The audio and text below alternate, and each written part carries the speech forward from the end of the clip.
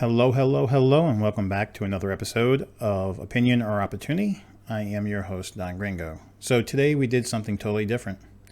We had an interview. We're talking coronavirus and how it disrupts, breaks up families, and how it's really tearing the American fabric apart. So today I was fortunate enough to speak with Tanya. She's a wife. She's a mother. She's a daughter. She's a teacher. She works. She pretty much does everything. And unfortunately, there's a lot of women going through that today. I want you to watch her, see her frustration. And I think it's a frustration shared by many women, by many parents. And I think it needs to start having a conversation about it openly. So with that being said, let's get into it.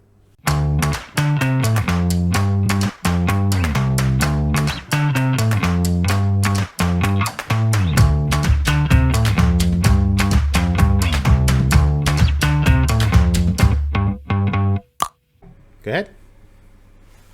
Hi, my name's Tanya. I live in Massachusetts, Eastern Massachusetts. Lived here in the house that I bought with my husband about 13 years ago. And we are a full household as we have twins who will be 11 next month. And my in-laws also live with us. And they're seniors and they have some lung issues. So during this time, they're pretty compromised. And as I said, my husband and I have been married for 13 years. I'm also a working mom. I work for a major manufacturing company, global company. And so times during COVID are quite interesting and very multitasking for me as a mom and worker as well. So yeah, but you also you have a new role too. You're a teacher now. Yep, teacher. We are here in the town I live in Eastern Massachusetts. We are on a hybrid model currently. Could change at any time. But our hybrid model is for the elementary students. It's different for our high school students. But for our elementary kids, which my kids are, they go to school 5 days a week. They're there for 3 hours a day. So they're dismissed by noontime. They have an hour and a half for like a lunch break where they can get home, have lunch. And then they have an afternoon piece online, which I have to oversee. And so, yeah, I'm in the afternoons, I'm trying to juggle both jobs, mom, school, teacher, and employee. Yeah, you got a lot on your plate. So with that being said, though, I mean, what's the situation like? We were just previously discussing this, that you said as of recently, as in the past couple of days, you guys went from, I guess, a yellow status to a red. Yeah. Now, tell people what the colors mean for you, because again, the situation countrywide is different, state-wise, regional, local. So what is the structure in Massachusetts? Because you guys are actually one of the first states that were hit hard. Yeah. So explain how they work it with the color situation. Well, I mean, my understanding is that, white, obviously you're fine. And then yellow, you're kind of in that, you're getting to be dangerous phase, which we were there last week. And then all of a sudden now we're red. I live in Eastern Massachusetts. So where we are, there are more yellow and red counties. If you go out towards Western Mass, like real Western Mass, then I think they're more white, actually, even. So for us, we're in the danger zone again. And rumors have it that our kids will be fully remote at some point soon. We have had cases of COVID in our schools. We have 4 elementary schools and then a middle school and a high school. And we've basically had cases in every school but one of our elementaries. So the rumor is we're, one kid away from being shut down, or they have a date in mind. Basically, I think we're looking at a shutdown for the winter. But you guys were always like one kid away from a shutdown, right? I mean, it wasn't like this is something new for you guys. No, yeah, we've always, because the numbers fluctuate, because obviously one kid gets better, they're back in school, but then one kid gets sick. So I think we are hovering that line and have been basically since the start of school. Some people are in town. If you talk to like my fellow moms, some people are of the view of we're lucky we've made it this far. And I think now we're all just kind of waiting for the announcement of when we go fully remote. So, So and Massachusetts said, obviously that'll change things again greatly because I'll be juggling all day school and, employee responsibilities as well. So, right, but I mean, Massachusetts is one of those states that was hit harder initially, but I think these guys were on an extended lockdown compared to other states. I mean, I'm not saying you guys had evened off for a while, but you definitely don't have the numbers that you used to have. But no, but with no, that with we've that done, go ahead. no, I was gonna say with that being said though, in the beginning it was always the understanding that come winter time, come flu season actually was the thing Yeah. that the numbers were gonna spike. So I mean, is this something that is still shocking? We No. I mean, we knew this was gonna happen. Yeah. No, it's not shocking. Um, I think the biggest thing is for me personally, if we have an imminent shutdown date, I'd like to know that date. And I think a lot of families would like to know that date, regardless of what's going on with COVID or it's just a safety feature that the school district has built in. If they know that, as of Thanksgiving break, we're not going back until February or after February break, I'd like to know that. I think a lot of people would like to know that so they can plan accordingly. People are trying to juggle a lot, work and school and dual roles like myself working from home, but also being available for my kids to help them. I also have a child who is on IEP services. So, she Now, what requires is a that for little. people? Because again, we're talking something that's either statewide, local, or your district. So, not So every I acronym I goes have national. twins. Yeah, I have twins. They'll be 11 next month, and I one of my twins is she's recently been diagnosed with dyslexia and ADHD. So she has special accommodations and services through school to try to help be able to access the same curriculum that a child without these diagnoses has. Well, So that's going to lead me to the question I wanted to ask a little earlier because you were giving out some great numbers, but you know, and I'm not bringing it political, but I want to bring it into a situation where it's a little different. So you brought up the thing of I wish I knew if they know. So the question that I always had underlining on this was is because right now it's being politicized way too much. Is the federal government responsible for a national mandate on education versus your state, your topography, your demographics, knowing best what's for you, or is the federal government responsible for that? And the reason why I say that is we've talked before, the numbers where I live in Central Texas is dramatically lower compared mhm, to where you live. Right, sure. right. So I've struggled with this, and I'm not saying there maybe shouldn't be some federal guideline, I guess, but I'm always been one where why is the federal government going to dictate what you do versus what I do when we're in two different situations? So, but I want your feelings on that because it's being pushed way too hard. So, as a mom who's in this situation, is it It's be hard. It's a is it hard. who should have control of that? I don't know. I don't know any if any of us really know. It's a good question.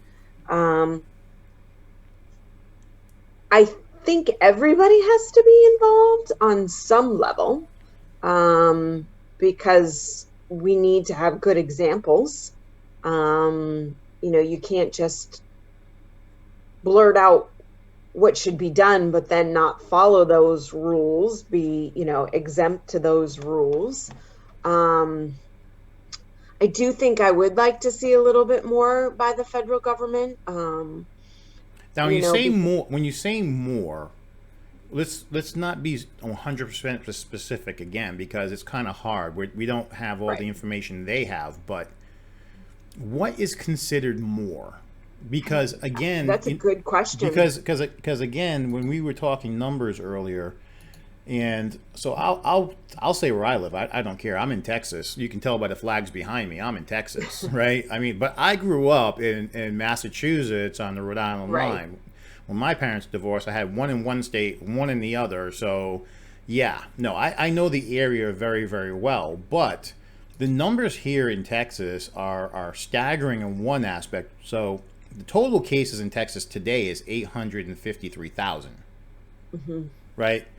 But the total number in Massachusetts is 142,000, Right. right? So it's A a lot of people are blaming those numbers on the fact that, we really started to see our spike again when all the college kids came back. If you look at the Boston area, the towns, the city towns, do seem to be the ones that spiked the quickest, the fastest, the earliest again.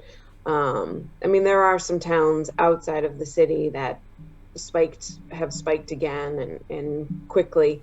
But a lot of people are saying it's just because we've, brought all these young people back in again, and they're partying and they're socializing, and a lot no, of I agree that there's a generational situation going on here that people today for some reason the younger generation, I'm going to say millennials and down, that for whatever reason it's unless the internet says it, it's just not real. If they can't touch it, yeah, smell it, taste it, it's not real. right. If you My don't have concern, it, it's not and the, real. Yeah, right, but my concern is this. I think I'm, not, and that's the reason why I asked the question: how much of it is a state problem or a local problem? Because the death rate today in Texas combined is 17,350. But with Massachusetts, you guys are hovering right now just under 10,000 at 9,600, and it's I want to say what, not even a quarter of the caseload. yeah. But I think it's kind of a twofold answer, because yes, I do think immediately it's a state problem, Mm-hmm. but that state problem becomes a country problem because we're a very mobile country, and people move around. I mean, we have people who live in New Hampshire, but they come to work every day to Massachusetts. So, it's not as easy as saying it's one state's problem. We No, I'm are not. I'm a, not. I'm not saying it's a state. I'm not saying that. But I mean, at some point, we've got to admit that.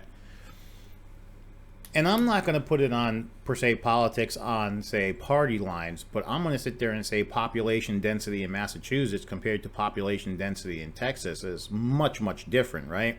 And sure. for instance, Boston, like you pointed out, I mean, you're pulling people from the New Hampshire line that travel into Boston to work Yeah. because cheaper to live in New Hampshire than it is to live in Boston or even where you live, Yeah. right? So I'm not saying it from that point of view. I'm just saying that population densities, topography, demographics, whether you want to bring it from whatever, is much different um, regionally.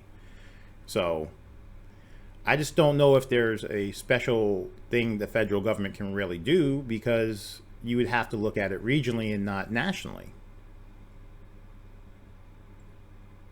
Are you there?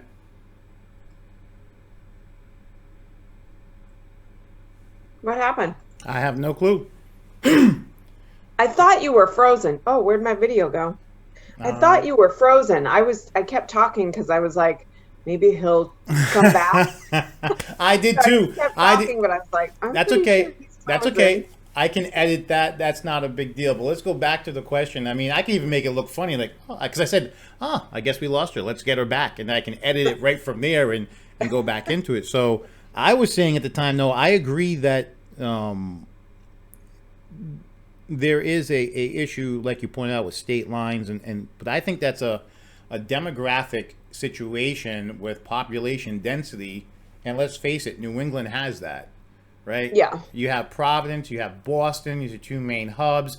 Then you have Hartford, Connecticut. You know what I mean? I mean, best case you have is what, Worcester in the central, and like you pointed out, Western Mass is really good, Yeah. right? I mean, so I think it comes down to population density, because when you point out, like, say, Jersey got hit by people who work in Philadelphia but live in northern Jersey, New York City, and plus Jersey. Again, you're looking at population density and demographics. So, Yeah. But I think too that could apply. I mean, then you look at like Florida. They got hit a little bit later too. And you think about all the spring breakers that go there. So that's what I mean. Like I don't but you're also can't just talking say that it's a the state number one, problem. yeah, but you're also talking the number one retirement state in the whole Right. country. I mean, the average Right. age is higher than us. Right. But that's why I'm saying you can't say it's a state problem though, because then you've got like I have family members who are headed to Florida now because that's where they go and they do their, their winter. Um, Snowbirds, yeah. so, again, it's like you can't just say it's a state problem because then you've got people who go to Florida and then they come back. And if we weren't such a mobile country, then I could see you saying it was a state problem. But you know, I mean, travel has definitely dropped considerably, but there's still people who are moving about, and anytime you have people moving about, then I think it becomes more than just a state problem. I'm not disagreeing that it's not a density issue. Of course, you have more people. I mean, that's why they tell you not to have gatherings larger than whatever the current number is. I can't even Oh keep no, I track can of the tell you right current now. I number. live outside of Fort Hood, which is the number one Army installation in the country, and my total cases is 5,959, and we only have 94 deaths. Wow. So that's out of like 350,000 people. Yeah. So the like if a national lockdown was imposed, how is that fair to say the people who live in Central Texas who Well, have? none of this is fair. Oh, I'm not saying it's fair, but I'm just saying though, when you look at it, right? So if there's only been 94 out of 350,000 people this whole time, Yeah. and let's face it, some of these numbers are skewered, right? Florida Yeah. got caught putting a motorcycle accident as a COVID case. Yeah. So some of these numbers are just absolutely skewed. I'm not saying that all of them are. I'm just saying that some of them are inflated, and the reason why I think it's an economic issue.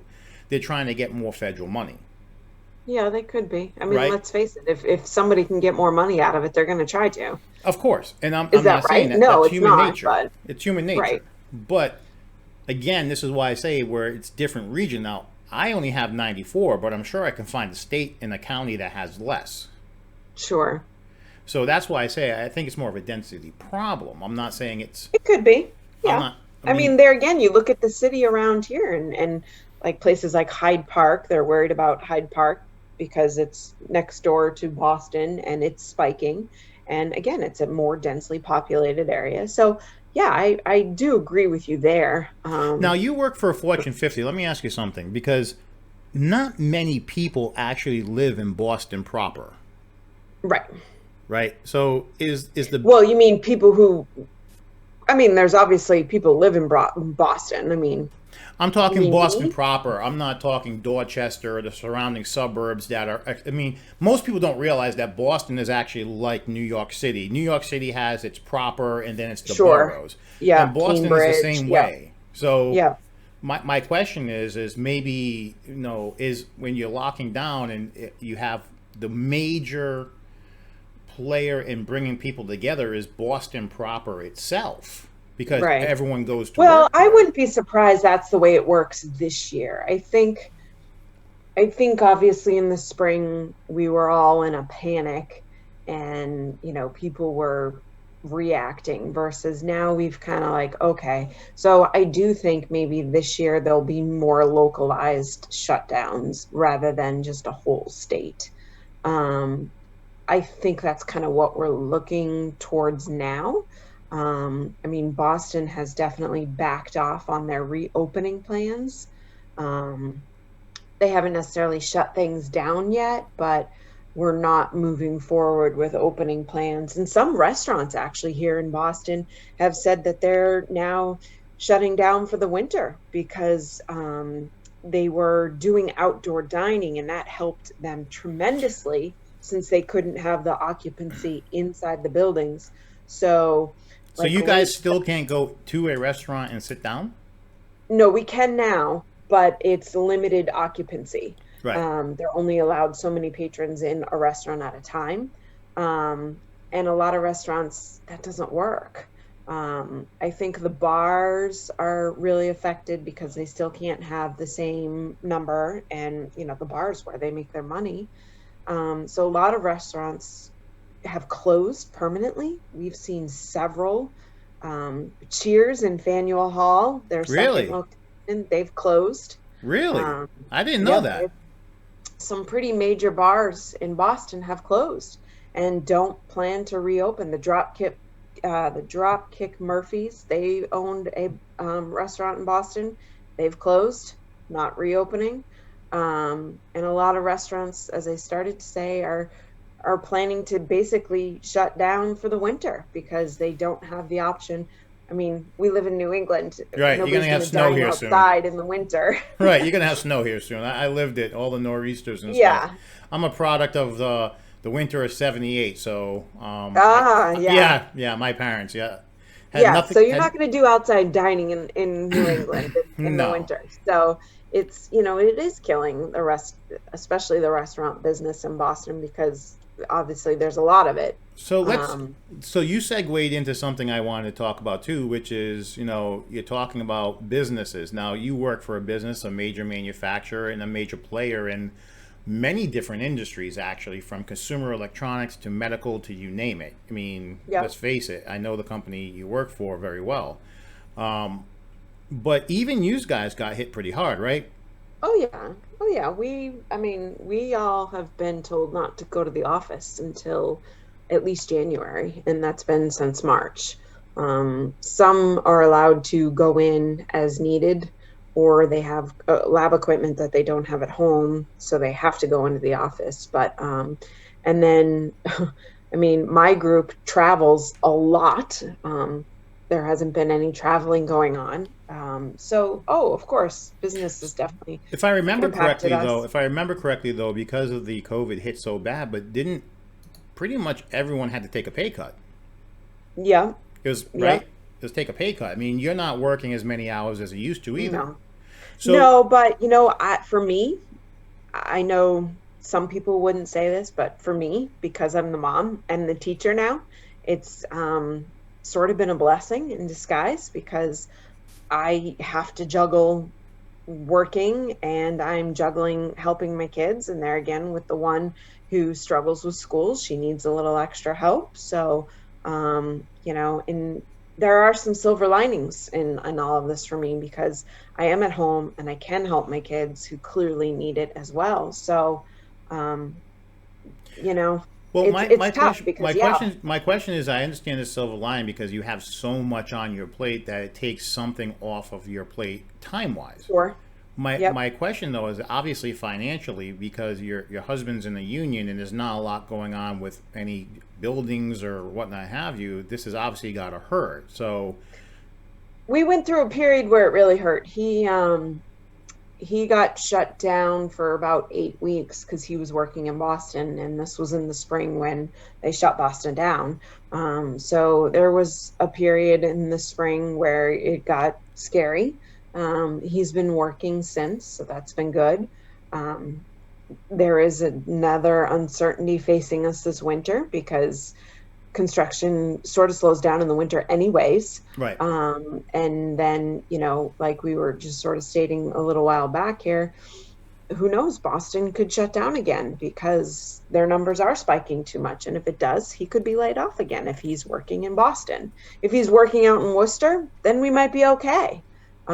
So there's a lot of unknowns for everybody, not just us. I mean, No, we're no. talking, The so reason why I we bring it is definitely, the reason why I say it is because obviously I talk a lot about politics right now because of the fact politics for the next 3 weeks is and probably four, maybe five because of the election, how everything's playing out, is probably going to be the number one issue outside of the Supreme Court. Now, I've not really talked about the Supreme Court, and I'm not going to get into it. I'm sure as a woman, and it's fine, and I think it should be like this. There should be another woman on the court, right? I'm not going to talk about that, but we already know she's going to get confirmed. There's no, Sure. it's going to be a surprise if she doesn't. So I really haven't Right. talked about it. But when we talk about the coronavirus, the one thing that I've always thought was a big issue was these relief stimulus packages, right? And I want to talk about that, not so much on a party situation, because I always say I'm an independent, I'm a moderate, I'm a middle guy, because I'm flexible. And I've always said it, I'm pretty flexible. If someone wants to smoke marijuana, do what you want to do. A woman wants to be a prostitute, do what you want to do. As long as it's not affecting me, do what you want to do. Just don't step on our Bill of Rights type of situation, freedom of speech. You want to talk about what you want to talk about, do it. You know what I mean? Sure. So I'm kind of that middle ground. So I rag on everybody, which which I can do. You know, unlike some people we know who are pretty liberal and they don't care. But my question comes to this. No, the stimulus packages have always been contention all year long, right? But shouldn't they? And I'm talking both sides. Shouldn't they just come together and just say, okay, we can agree on X. We've got to give at least the people. If we can't agree on companies, but we can agree on the people deserve money. Well, I think that's the problem with our administration right now. They can't agree on anything. Anything. Well, let's not. You know, I mean, well, there's a lot of separation in our government right now, and yeah, but it creates a lot of problems. They're not getting things done that they should be getting done because. Oh, I'm not saying that the administration is perfect. I'm not going to even go there. I'm not a Trump train guy. I don't like the way he talks. I don't like some of the things he does. But I do have to say that Pelosi tends to pack the package a lot, yeah, with a lot of fluff. No, back in the day, we would consider that pork in any bill they passed. I mean, there's a lot of pork in there, and I mean, and it's mostly for state bailout. But you know what? I think the number one thing I'm trying to get to is, shouldn't they at least agree that people need money? Oh yeah, I mean, with your situation coming up, wouldn't it help to get money? Sure. And it's just like the today the eviction what do they call it? The eviction, I forget the name that they're calling it. Moratorium. Yeah, the eviction moratorium. It ends today in Boston. Yeah. So and now they're trying to fight to at least give people money, but they haven't come to terms on that. So yeah, and I think I have always said that, when this first started in the spring, and it's been tough. Don't get me wrong; it's been tough for a lot of people. But I think now is when it's going to get real tough. Oh no! Listen, I agree. Listen, I agree. My whole thing with this whole stimulus thing between both, and here's the funny thing. I don't think it's a Trump issue as much of it's a Republican issue when it comes to agreeing on a stimulus package, right? I mean, because Trump will sign anything that's put in front of him. He's already proven that. You come together with anything that people agree on, he's going to sign it, whether it increases the national debt or not. He's just going to, yeah, man, I want to look good. Here you go, right? I signed, at the end of his term, he wants to have a number of I signed. Right. Regardless of good or bad, yeah. Correct.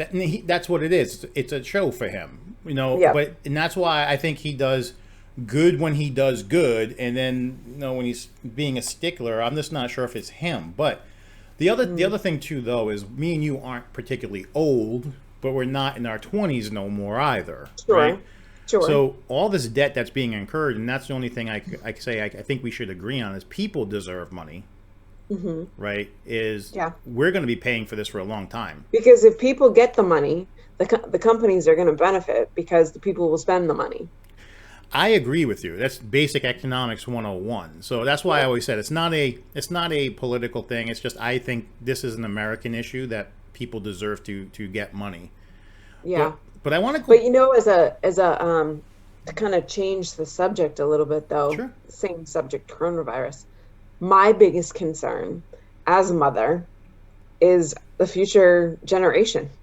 I mean, you look at all these kids who their education is just kind of becoming, I don't even know what you call it, but I mean, my kids are in school for 3 hours a day, and then they get an hour at home. So a regular school day was six. So now we've narrowed it down to 4 hours. So either one, you're telling me that there was a lot of fluff in a 6 hour school day that really, they filled the day with a lot of fluff, and that's BS if you ask me. Um, and or two, we're just saying, okay, 4 hours is enough. Like, Well, so if you think about all these kids, like maybe not so much like the juniors and seniors, especially of the seniors of this year. Let's face it, senior year. I remember senior year. Basically, you come back from spring break and it's like you ride through to right. graduation. So I really don't think it affected the seniors of last year. This year, the seniors, I mean, yes, it affected them. Don't get me wrong. It affected them because they missed out on all the rites of passage of being a senior. Big deal. I get it.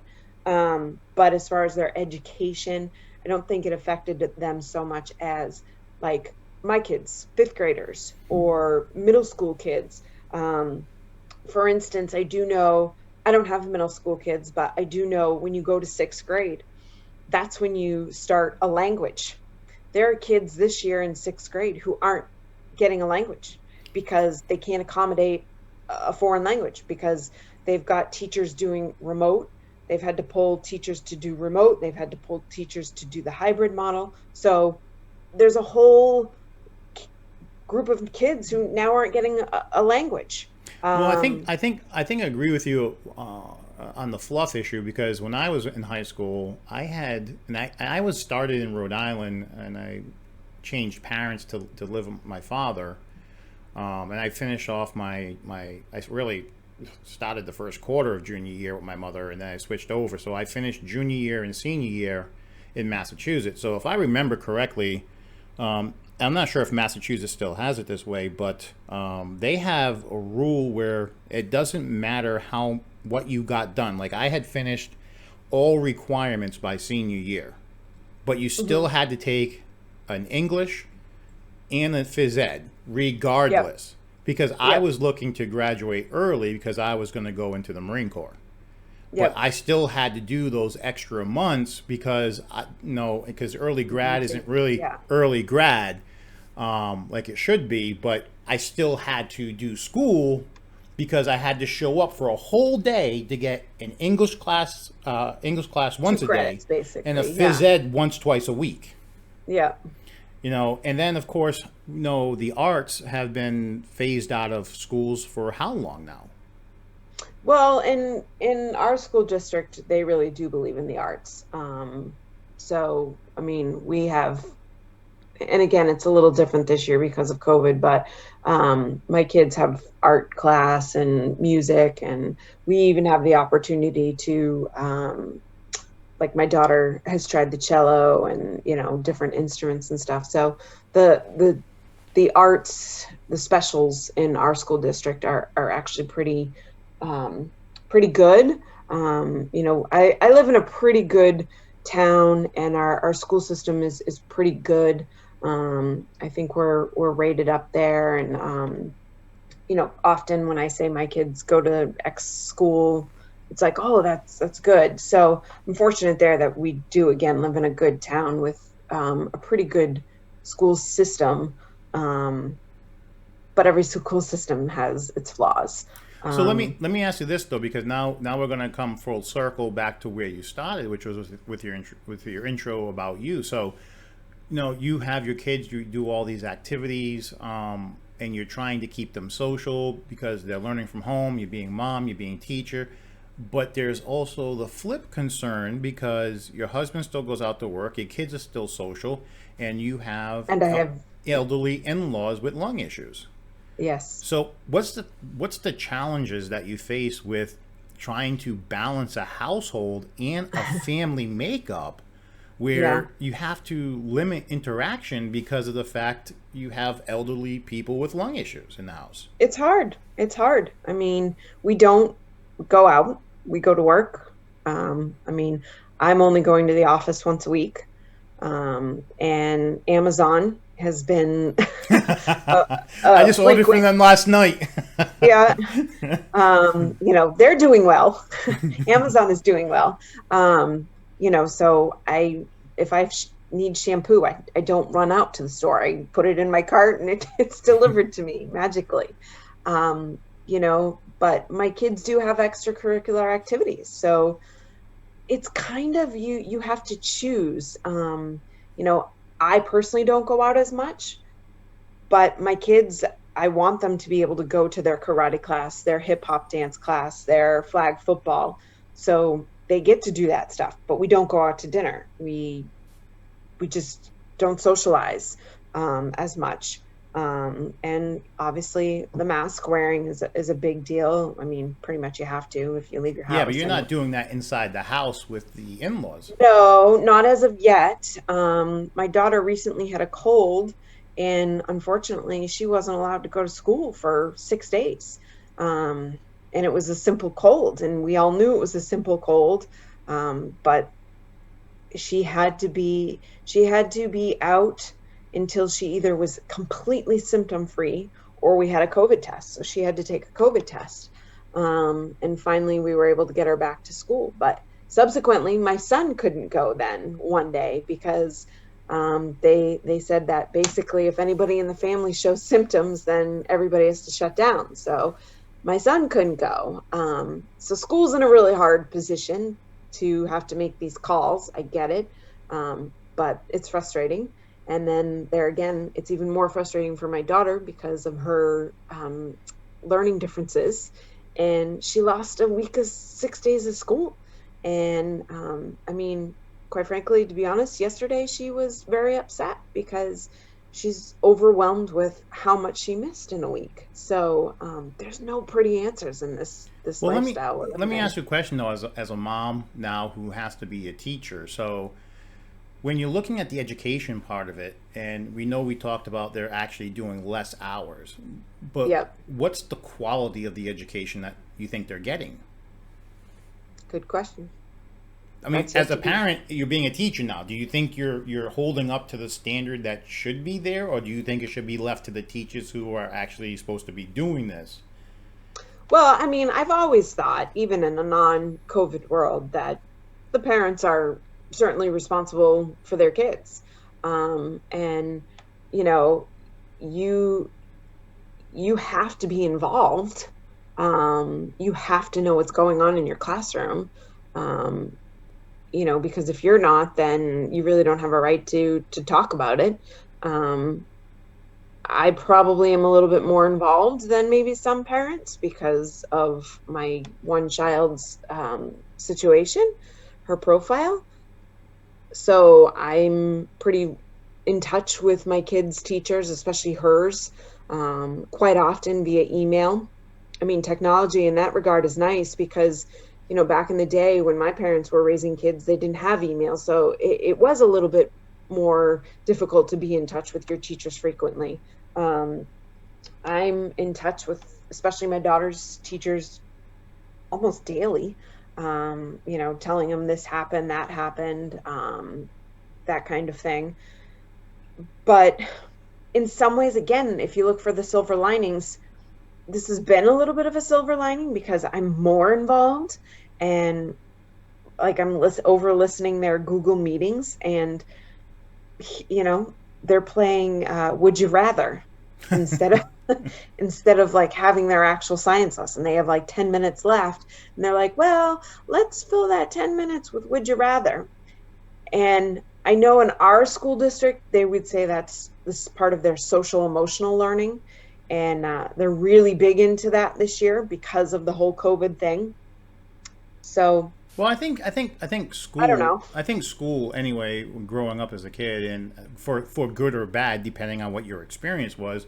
I mean, school was where you got your education, but also where you learned to socialize with your peers, Oh, sure. and you Yeah, learned who you were. I mean, right. right? I mean, you learned And for who. some kids, that's more important. For a profile like my daughter, that's actually pretty huge for her to learn social interactions and interpret body cues and things like that. So yes, for someone like my daughter, being in school is important. And I've even asked the question to the school administration, um, if there is a shutdown, will my daughter be one of those kids who's considered high risk, and will she still have access to school, like in school? Because that's one thing that has been discussed, is that if there is another shutdown, that the high risk students will be allowed to still go to school. So it'll be a much smaller group.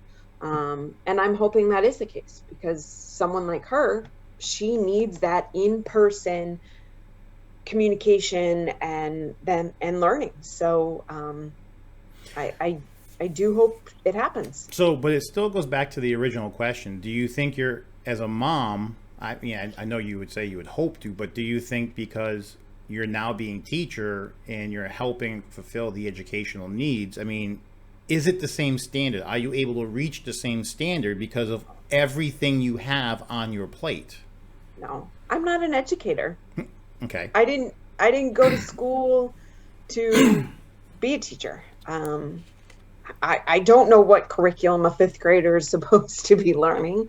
I don't, and then there's that whole, which has been, a topic of conversation for quite some time now, is the new math.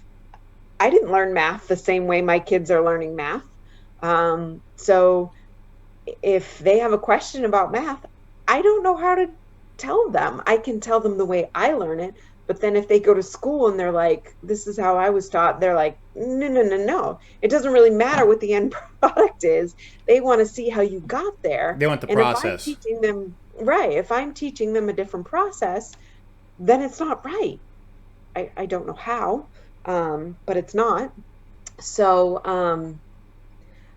but So basically, if this continues, every parent would be able to be on the show. Are you smarter than an eighth grader? And they'd all win, because you guys are actually now going to be re-educated now yeah, throughout the whole process. yeah.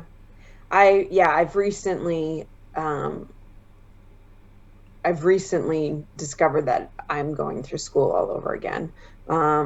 Because with my daughter and her diagnoses, I pretty much have to be an active member of her classroom and her homework time. And so, yeah, I'm going through fifth grade math all over again, decimals and So now this leads into an interesting question that I just thought of. So if you're spending so much time of your personal life because you can't work, so your hours were limited because you know already because of the virus and the pandemic, and now you're playing teacher, your kids aren't going to school as much, but they're still taking their tax dollars. Maybe they shouldn't take as much, or maybe they should be paying the parents who are teaching from home a little bit.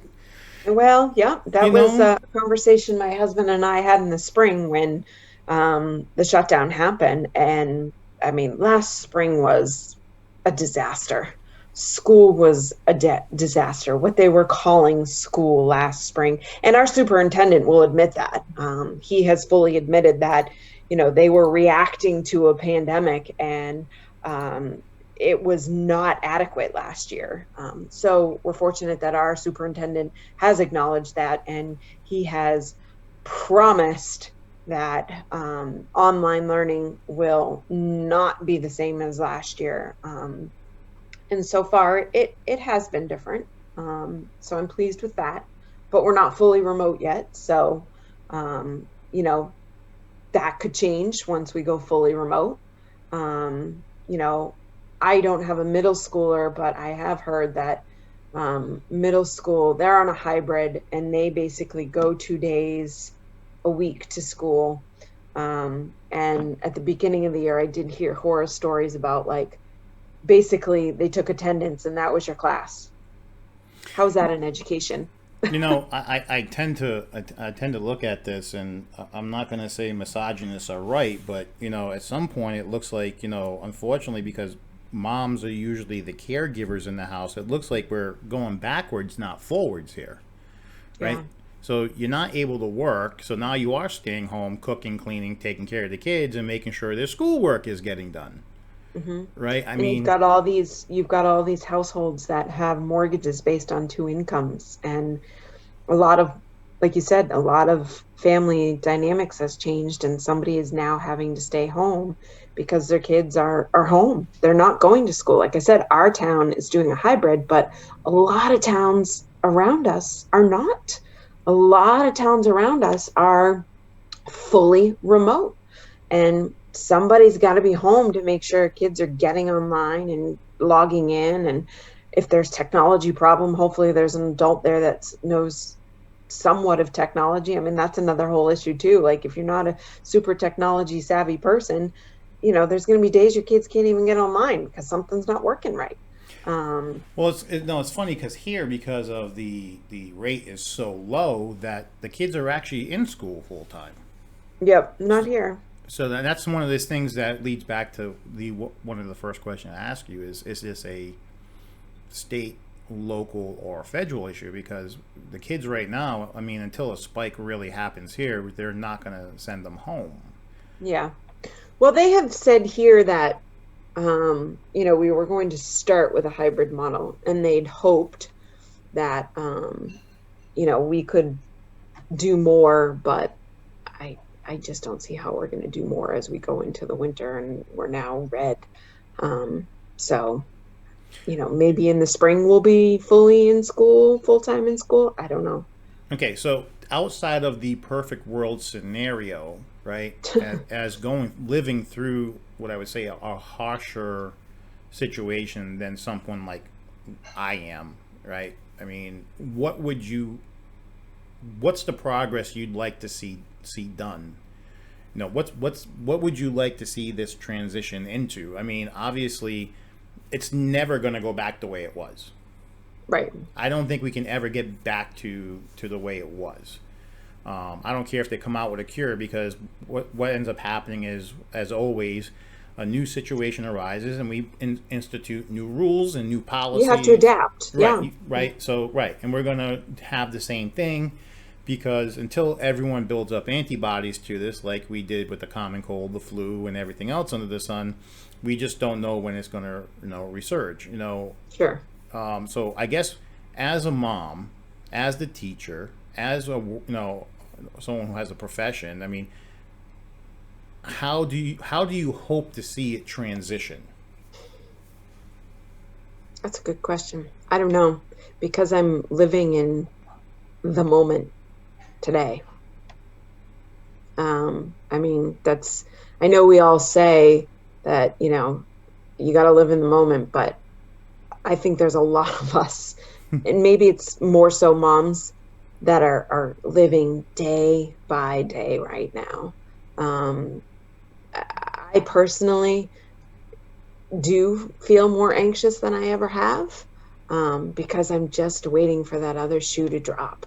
Every day you kind of wake up and you're like, what catastrophe is going to be on today's plate? Um,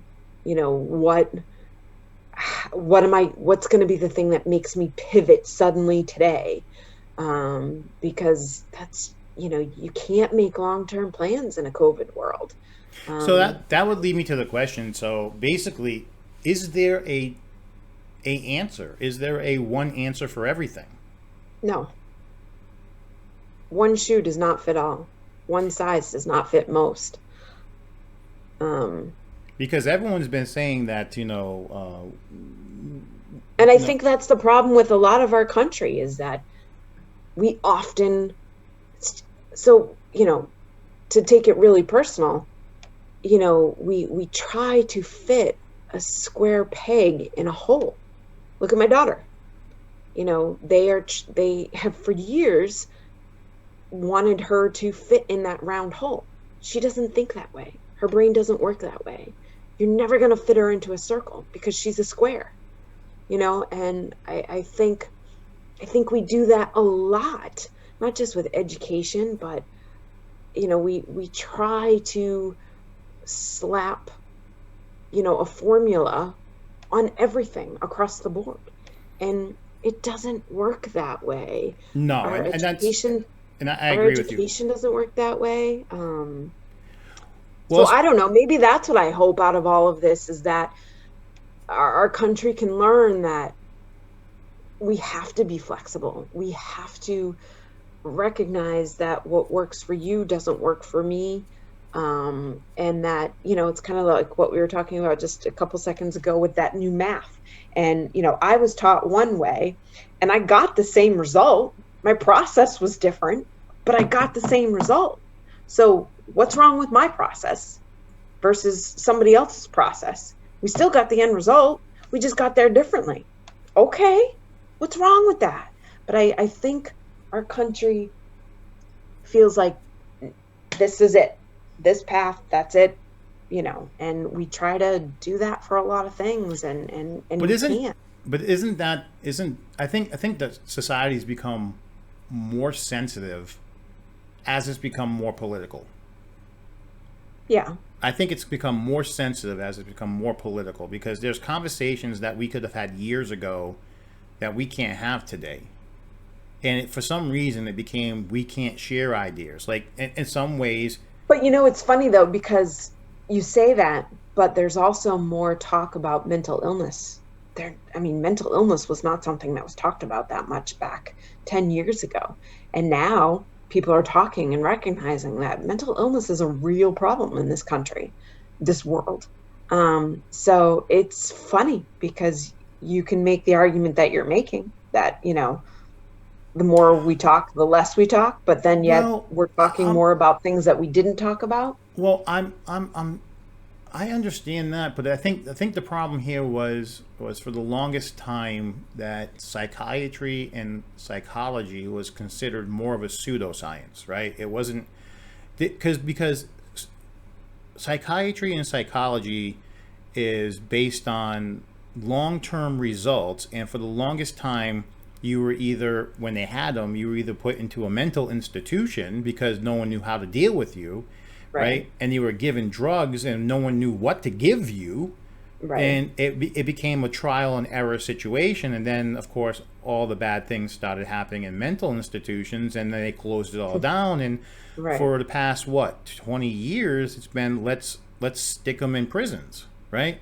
Let's turn Yeah. them into criminals, because let's face it, people who go to prison typically come out worse than what they were when they went Moving in, in. Right. right? So now you got someone who's not right in the head anyway, one shape, way, form, or another, and then you're teaching them how to be a bad guy on top of it, and then all of a sudden everyone thinks society was going to get better. I think psychiatry and psychology has come a long way, but it took that whole thing of trial and error like most sciences. But let's face it, we're talking about the human personality, perception, and brain, and everyone functions differently because Right. there's genetic versus environment. Right. Everyone has different genes and everyone grows up differently. Right.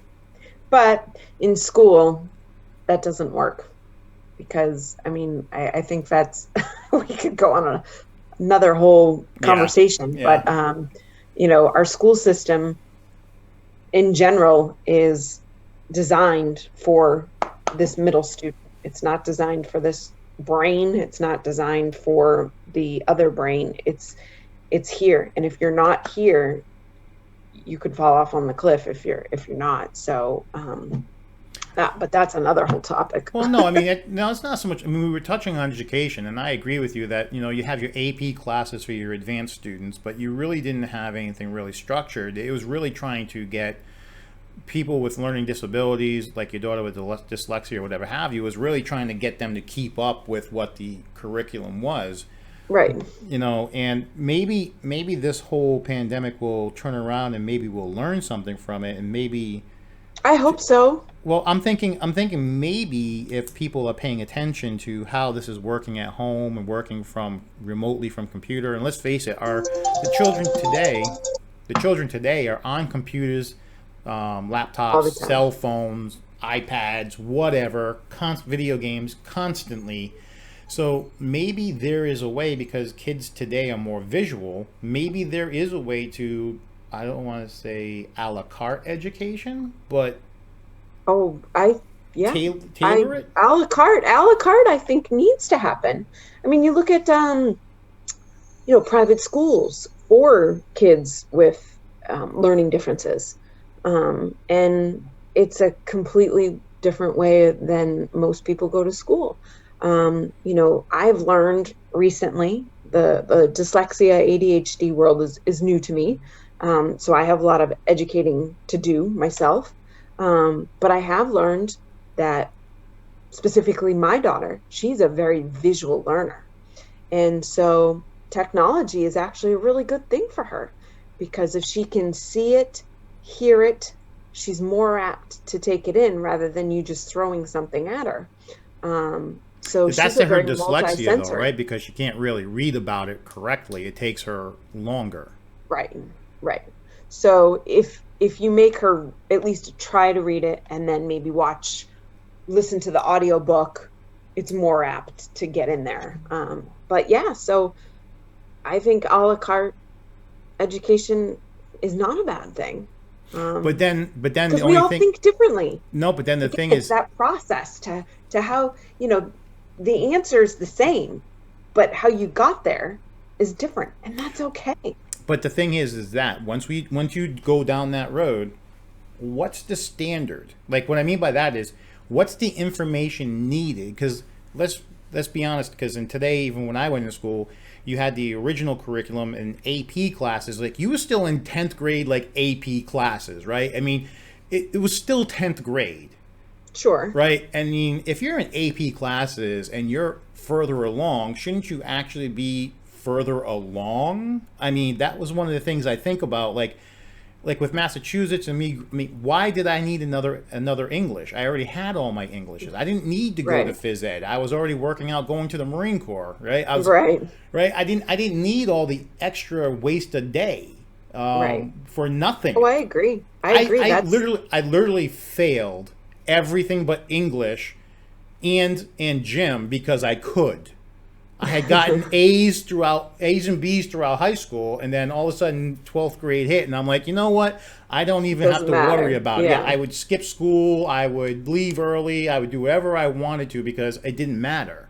So one Right. of the things with a la carte, I agree, is maybe there needs to be a standard that once you hit this threshold, you're done. You move on to the next level because why hold someone back? Now, for I agree. instance, like I you're go, agree. Instead of just saying you're all in fifth grade, you need to complete, like you said, XYZ, and then you can move on to the next grade. And, you might be in that grade longer than you were with the other grade.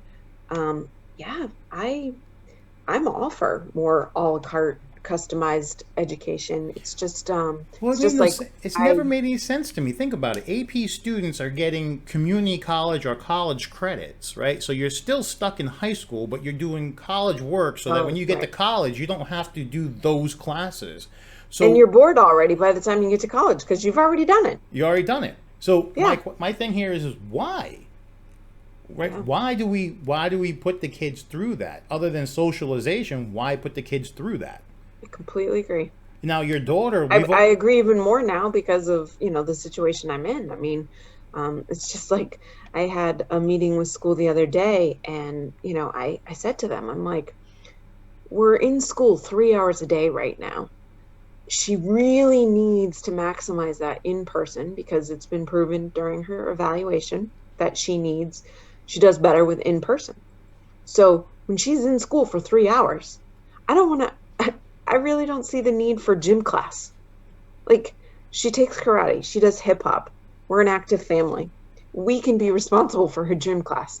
I'd rather see her get more one-on-one of her services that she needs in school while she's there rather than gym class or art class you or know, a lot of states like Florida, which I left too, because I was down in Florida. A lot of states, if you're learning from home and you want to do, say, band or football or a basketball team, you still have to go and join the local school stuff for the teams, right? But Mhm. you did everything else at home. So I mean, it's possible. Yeah. It's truly possible to make that happen. So I guess I want to finish off with no again. What I know you say you're living in the moment, but what is your hope, your aspiration? What do we need to get out of this? Out of the pandemic? I think out of the pandemic as a family unit, educationally and as a family unit, because I mean, this is Well, I disrupted mean, the we need to adapt. Like you said, we need to adapt. Um, and every time we've gone through like a major war in this country or whatever, you have to adapt. So I do believe that this is changing our world. I do believe that, things will look a lot different when we get out of this. For example, think of all the people who are working at home right now. I believe that you are going to have more people working from home after this is all said and done.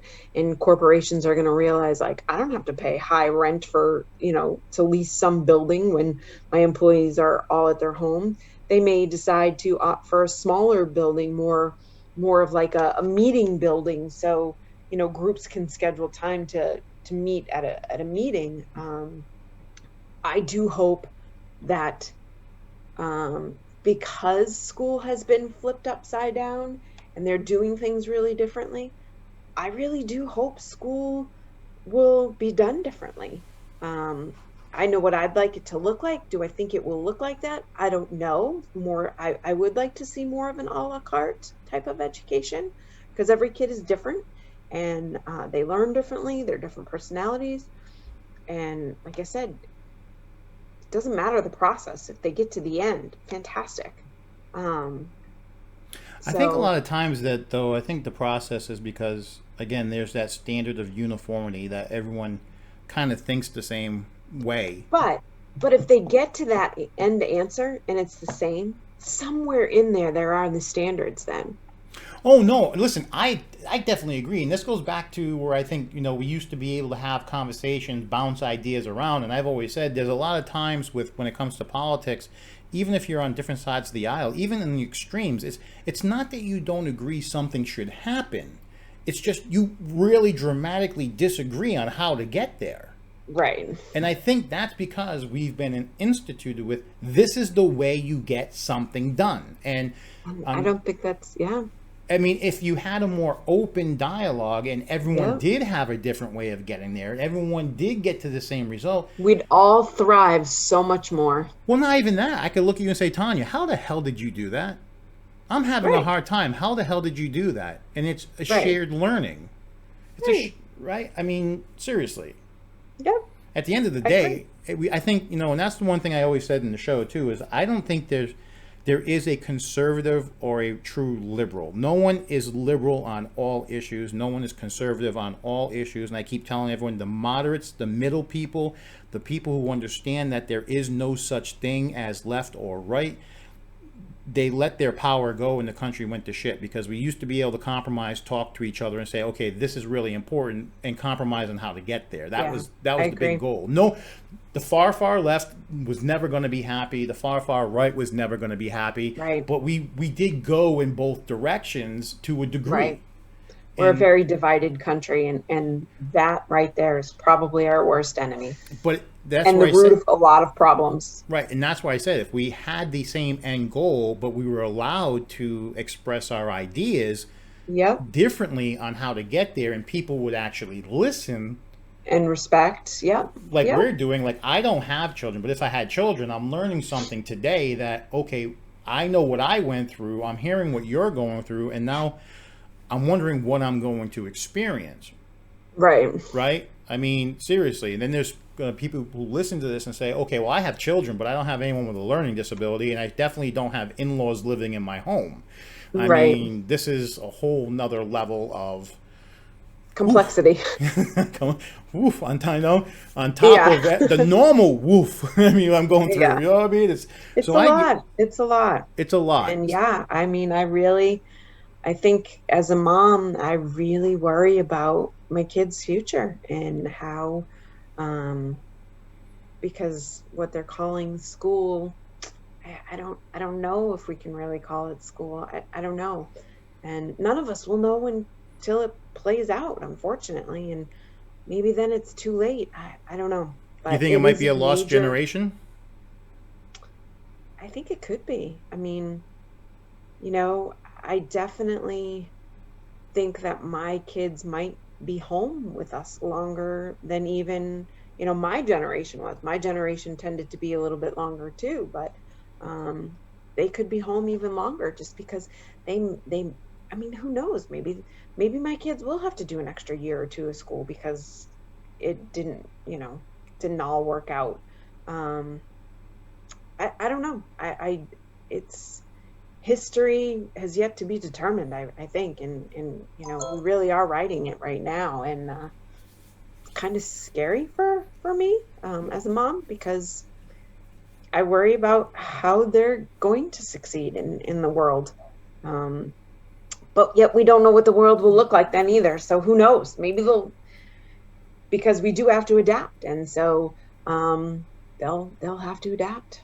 All right, well, let's do this. Let's take a look. We know that it's going to change again here probably in the next month or two, right? We both know it, Yeah, right? Flu season is going to be in full swing across the country. I'll be so stressed because we'll be home remote learning. And then, yeah, I'll have to send you another bottle of wine, but we'll turn around and we'll have another conversation because it's going to I change. We might need know it's. moonshine then. I'll send you. I'll try to get you some. Texas, right? You can get that. Well, I have family in Kentucky, so yeah, I think I think I can get that. I mean, so we can definitely turn around and do something for you. But let's take a look at. We know where you're at today, and we both know it's going to change. So let's talk in a month or two to see how it has changed and how more complex it's gotten. Because this is an issue that's not going to go away. I think this No. year, possibly not even next year, because so many people right now said they're not even going to take a cure, even if there is a cure. Yeah. So Yeah. I think there's a lot to still be determined, but I Yep. appreciate it. We'll talk about enjoy your weekend, Thank you. right? I'll Good get to talk everything. to you. Yeah, I'll get everything fixed up, and I will send you the link for this. All right. You have a good one. I'll talk to you later. Okay, bye. Bye.